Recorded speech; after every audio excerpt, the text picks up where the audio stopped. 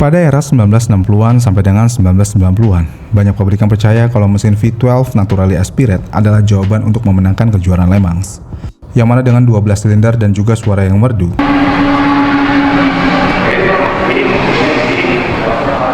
di mesin V12 ini juga dikenal memiliki karakter putaran tinggi dan tenaga yang besar, yang membuat V12 dianggap sebagai konfigurasi mesin paling sempurna.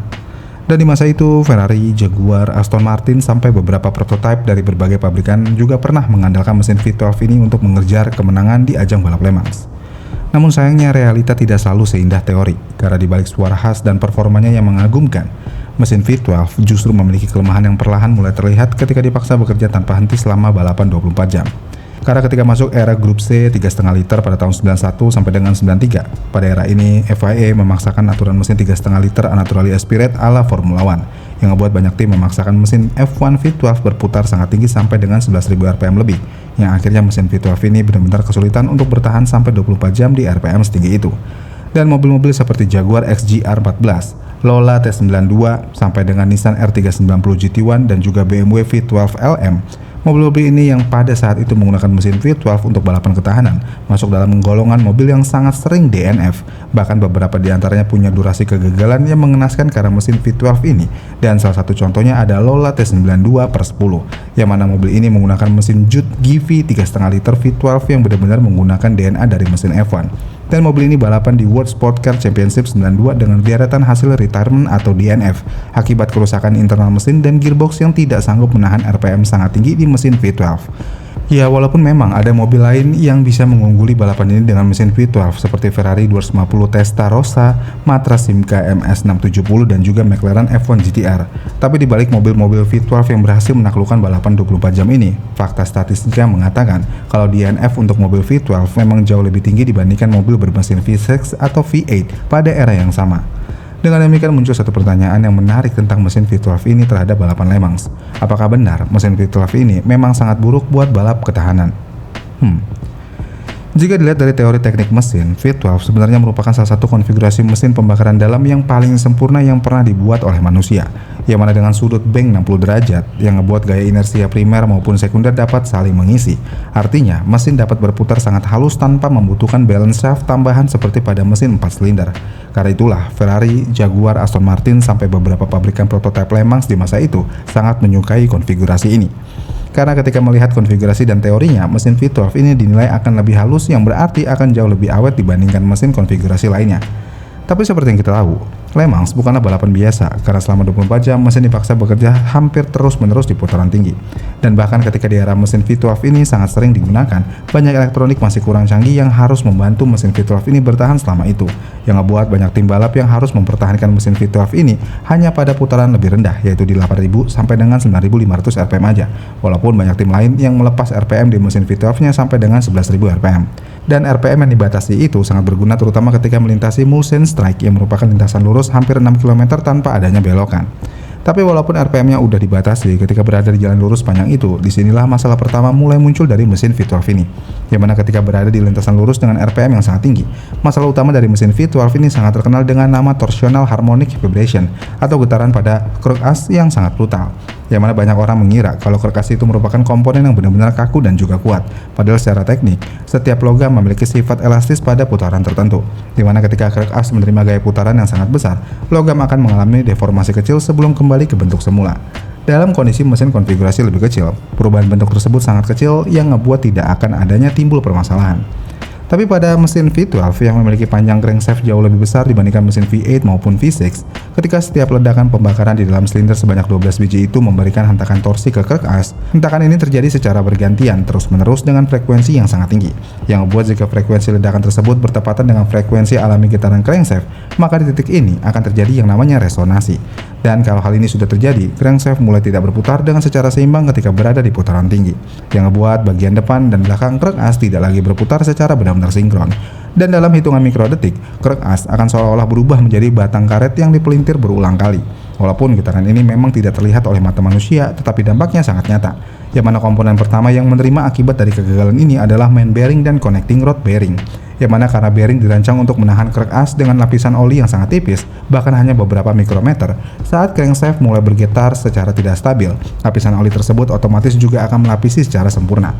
Karena hal itu akan terjadi kontak logam dengan logam, temperatur bearing juga melonjak, dan pada akhirnya lapisan material bearing mulai terkikis sedikit demi sedikit. Dan mungkin pada awalnya kerusakan ini hampir tidak terdeteksi, karena tekanan oli masih akan terlihat normal, tenaga mesin juga belum berubah. Tapi setiap lap yang dilalui membuat kerusakan semakin parah, dimana ketika lapisan bearing mulai terkelupas, yang ngebuat celah poros berubah. Hal ini membuat tekanan oli semakin turun. Dalam waktu singkat, bearing juga bisa berputar di dudukannya atau bahkan hancur total. Begitu hal itu terjadi, mesin biasanya langsung kehilangan tekanan oli dan akan langsung macet total. Tapi masalah tidak berhenti sampai di situ. Getaran karena bearing ini juga akan merambat menuju timing gear, crankshaft, sampai sistem valve train. Dan komponen yang terus menerima getaran frekuensi tinggi ini akan mengalami kelelahan material, seperti baut dapat tiba-tiba mengendor, gear mengalami retak rambut, lalu pegas klep menerima beban yang jauh lebih besar dibandingkan rancangan awalnya. Dan yang membuat fenomena ini sulit diatasi adalah sifat dari part-part itu sendiri yang sangat spesifik terhadap putaran mesin, dimana ketika sebuah mesin seharusnya bisa bekerja normal pada 7.500 rpm, tetapi ketika dipertahankan di 8.800 rpm selama beberapa menit, resonansi pasti akan tiba-tiba muncul dan membuat getaran krek as menjadi meningkat berkali-kali lipat. Oleh karena itu, inilah sebabnya kenapa banyak tim pada masa itu menemukan mesin mereka masih menghasilkan tenaga penuh ketika ingin tengah malam, tetapi beberapa lap kemudian tiba-tiba mengalami kegagalan mekanis tanpa tanda-tanda yang jelas sebelumnya. Dan karena adanya masalah tersebut, untuk mengurangi masalah tersebut, para insinyur mulai memasang torsional damper atau harmonic balancer pada ujung crankshaft. Dan komponen ini akan berfungsi menyerap sebagian energi getaran, supaya tidak kembali memantul ke seluruh area mesin.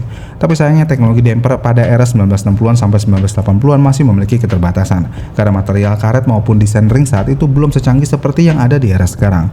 Ya walaupun damper itu memang mampu mengurangi sebagian getaran, tetapi damper di masa itu belum bisa menghilangkan getaran secara sepenuhnya, terutama ketika mesin terus dipaksa berjalan di putaran maksimum selama balapan 24 jam.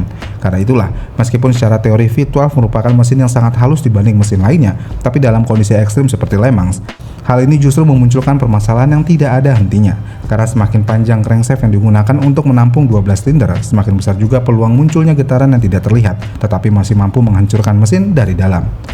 Tapi selain dari permasalahan getaran mesin, kekurangan paling fatal dari mesin V12 ini juga terdapat pada bagian panas.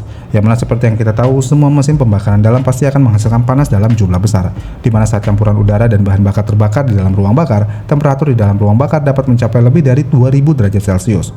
Walaupun panas tersebut tidak seluruhnya akan bertahan di blok mesin karena sebagian besar keluar bersama gas buang, tapi di posisi ini sistem pendinginan mobil juga tetap harus bekerja tanpa henti untuk menjaga suhu logam mesin berada di kisaran ideal. Pada mesin 4 silinder atau V8, tugas ini relatif lebih mudah karena blok mesin lebih pendek, tapi pada mesin V12 ceritanya akan jauh lebih berbeda, dimana karena mesin ini memiliki 12 silinder yang berjajar dalam 2 bank. Hal ini tentu aja membuat panjang blok mesin akan jauh lebih panjang. Akibatnya jalur aliran coolant juga menjadi jauh lebih jauh, dan secara sederhana aliran pendinginan dapat digambarkan seperti ini. Ketika air coolant masuk ke pompa air, coolant akan masuk ke silinder 1, 2, 3, dan 4 sampai dengan seterusnya. Dan dari gambaran itu, masalah dari coolant ini adalah coolant akan selalu masuk dari bagian depan mesin, yang artinya ketika cairan pendinginan mencapai silinder nomor 11 atau 12, cairan tersebut sudah menyerap panas dari 10 silinder sebelumnya. Dengan kata lain, bagian depan mesin menerima coolant yang masih sangat dingin, sedangkan bagian belakang menerima coolant yang temperaturnya jauh lebih hangat. Perbedaan suhu ini tentu aja akan menciptakan yang bernama thermal gradient, atau perbedaan temperatur yang terjadi sepanjang blok mesin. Jika permasalahan ini terus terjadi pada penggunaan mobil jalan raya, thermal gradient mungkin tidak terlalu berasar. Tetapi di Le Mans, karena mesin terus bekerja pada beban hampir maksimum selama berjam-jam, akumulasi panas bisa aja membuat selisih temperatur antara bagian depan dan belakang blok semakin besar, yang mana silinder depan mungkin masih berada pada suhu kerja ideal, sementara silinder yang berada di belakang akan terus menerima panas tambahan dari proses pembakaran dan coolant yang efektivitasnya mulai menurun. Selisih suhu puluhan derajat inilah yang perlahan akan menjadi bencana, yang buat bisa aja pemuaian dari blok mesin yang berbahan logam tersebut tidak menjadi merata. Dan jika sudah terjadi, akibatnya blok mesin yang awalnya benar-benar lurus mulai mengalami perubahan bentuk dalam skala mikroskopis. Jadi pada akhirnya dengan adanya sejarah yang kurang baik terhadap mesin V12 ini selama puluhan tahun di Le Mans, akhirnya hal ini mengubah cara pandang para insinyur terhadap sebuah mesin balap, di mana mereka menyadari kalau kemenangan bukan ditentukan oleh jumlah silinder yang terbanyak, melainkan oleh keseimbangan antara tenaga. Dan hal itulah sebabnya mesin V12 yang dahulu menjadi simbol performa saat ini perlahan ditinggalkan, karena di era modern Le Mans saat ini setiap tim balap akan lebih mengandalkan mesin V8 dan V6 turbo hybrid yang lebih compact. Dan karena teknologi material, simulasi komputer, dan sistem hybrid telah membuat mesin berkapasitas lebih kecil mampu mengungguli V12 dalam hal ketahanan, di LMX modern semua tim balap sudah memiliki pandangan yang berbeda akan hal ini. Gimana menurut kalian? Komen di kolom komentar di bawah ya. Terima kasih sudah menonton dan sampai jumpa di video selanjutnya.